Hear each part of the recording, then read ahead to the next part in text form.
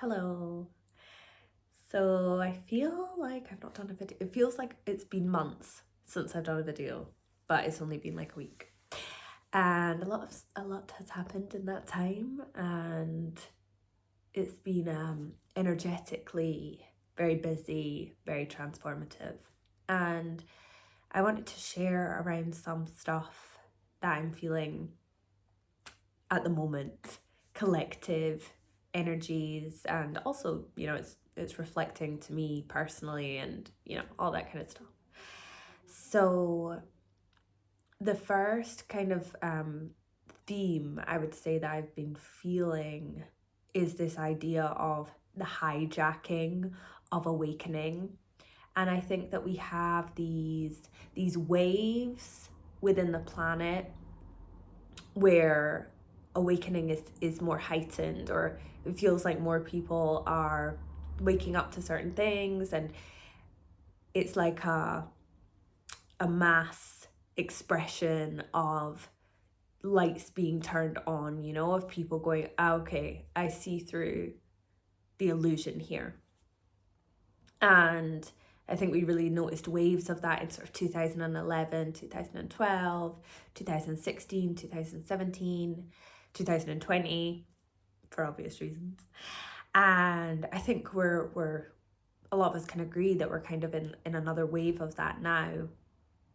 And what we also see occurring alongside that is the powers that want to be will try and usher in certain masks, certain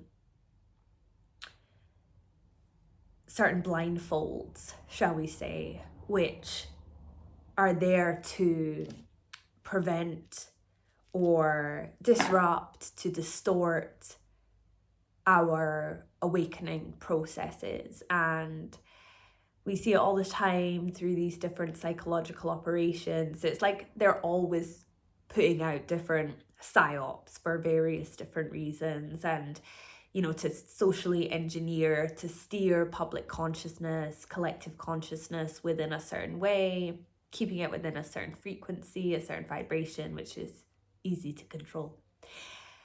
And we also particularly see a sort of ramping up of that, an acceleration of that during these times, and during these times of heightened awakening. And I think that one thing for us to be super cognizant about is when we are being pulled away from our heart space, this journey as individuals, this journey as collectives that we are on right now.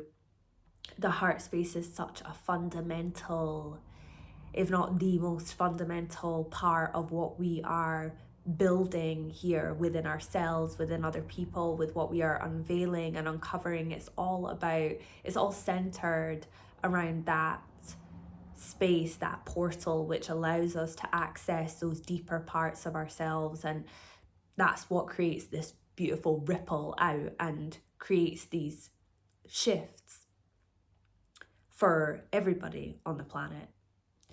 And so when we find ourselves being pulled away from that, when we find ourselves being in a place of that sort of frequency of hate and of blame, that's where the blindfold comes back on, because we've bought into the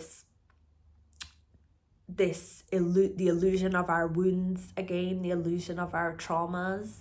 And I'm not saying it's wrong to feel what we might term as negative emotion. In fact, the feelings of sadness and sometimes discomfort are very much what pulls us deeper into that heart space. When we're not ignoring those feelings, when we're sitting with them and allowing them to come up, we start to be able to penetrate through those layers and those walls that we have built up over our heart space.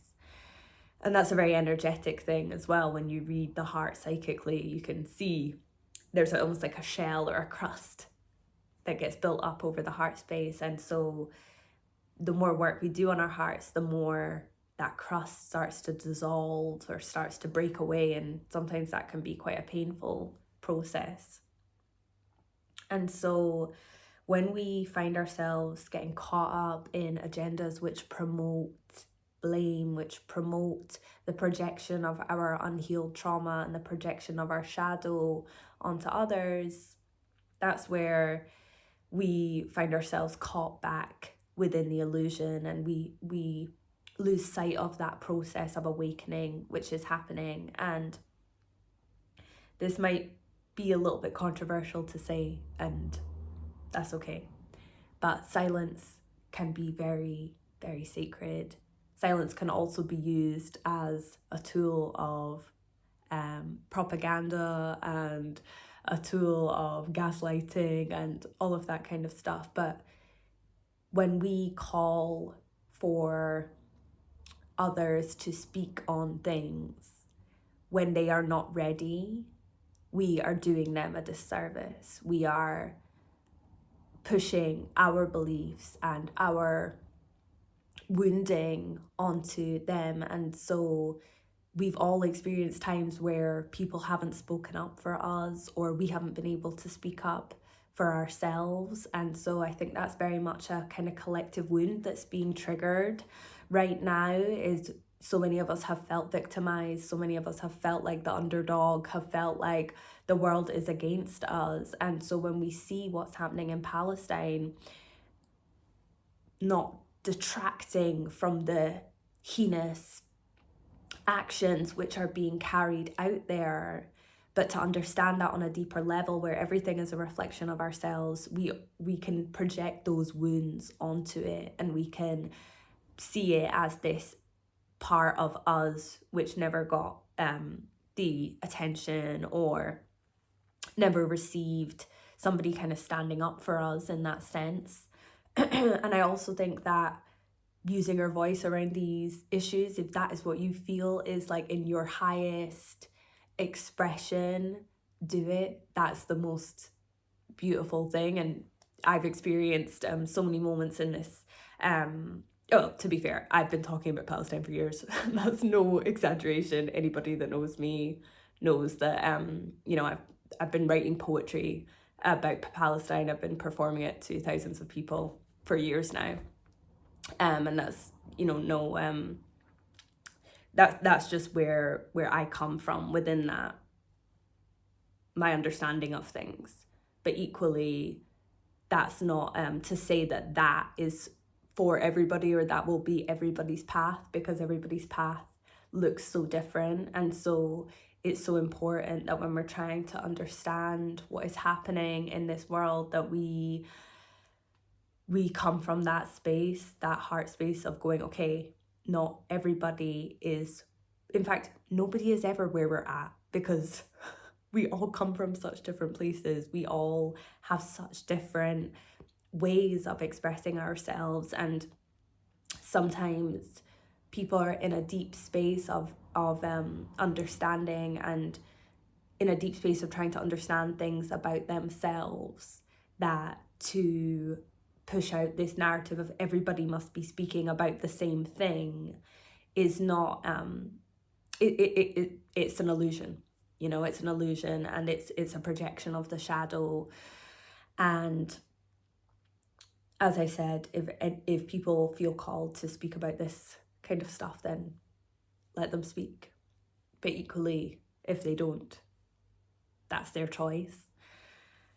And there is a lot of what I feel is different forms of, we're almost seeing new forms of division arising from these new polarizations which are taking place. And I would really recommend that people research into Albert Pike, research into the letter that he wrote, which was illustrating about the 3 world wars.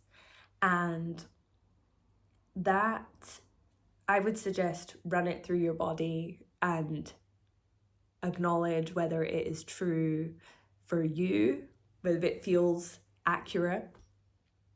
But when I read it, and I had actually come across it years ago, and I reread it recently, and I was like, there's a lot of truth in that. And I feel as though that is part of this larger agenda. And so, as I've already said in previous videos around, everything being orchestrated around this whole Palestine-Israel situation, and we're seeing, when I read it energetically, it looks like these new waves of consciousness being funneled into these two opposing factions, which is like pro-Palestine, pro-Israel. And the nuance in between that is understanding that, yes, of course, there's like genocide being committed. Yes, of course, understanding that one side has this much larger military and global backing, but also that there is this undercurrent of these this group, this sort of dark brotherhood. They want the rest of the world to turn on them, and that might almost seem a little bit like what but they want everybody to turn against them, because that is part of their greater plan, and that gives them more fuel and more ammunition to lay the foundations for what they are planning next, because what they want is the complete destruction of this whole system. They want it to fall. And I had shared a little piece that had come through me around the fall of this empire and what they are planning to build from the ashes of it, what they are planning to create from the ashes and the embers of this empire. And that is this state of socialism, where we essentially beg for the government to own everything, to control everything, and to supply us with food, with electricity, with X, Y, and Z.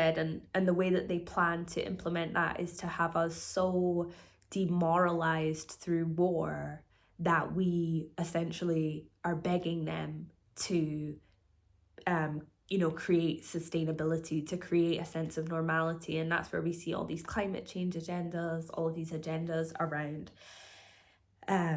smart cars, the control of electricity. All of that kind of thing is related to this same stream. And so just being aware of that, being aware that within what we are seeing in this eruption within the Middle East, that it's almost like when you try and understand these groups, you do have to think 100 steps ahead to be able to understand what it is that they are planning. They've known that sort of anti-Israel energy has been building for so long, and so they're steering it, they're funneling it into where they want it to go. And that's where I'm talking about this hijacking of awakening. This is what we see. It's like, okay, we know they're becoming hip to that, so we're gonna funnel it over here. It's the same with Black Lives Matter in 2020.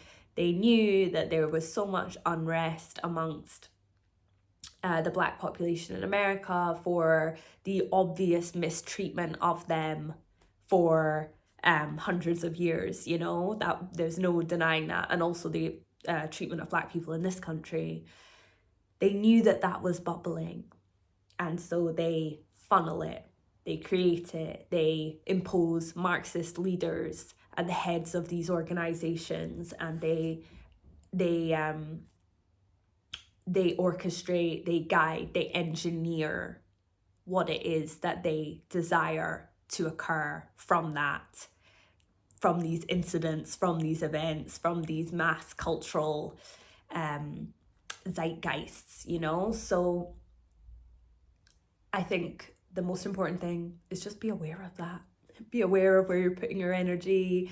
Be aware that there's always going to be a bigger plan around this kind of stuff, that is always going to be what you are seeing is orchestrated on some level. There's thought patterns which are occurring. There's dark occult rituals which are occurring from behind the layers of that, and we may not always be fully we will not be being told expressly, you know. And I think even people that are you know, aware of certain things are not always looking at it from that deep perspective. And that's really what we are called to do in this time, is to like strip it all back, find that deeper level of truth, the constantly refining truth and finding the most deepest elements and levels to it. And often it's in those places that we don't want to look.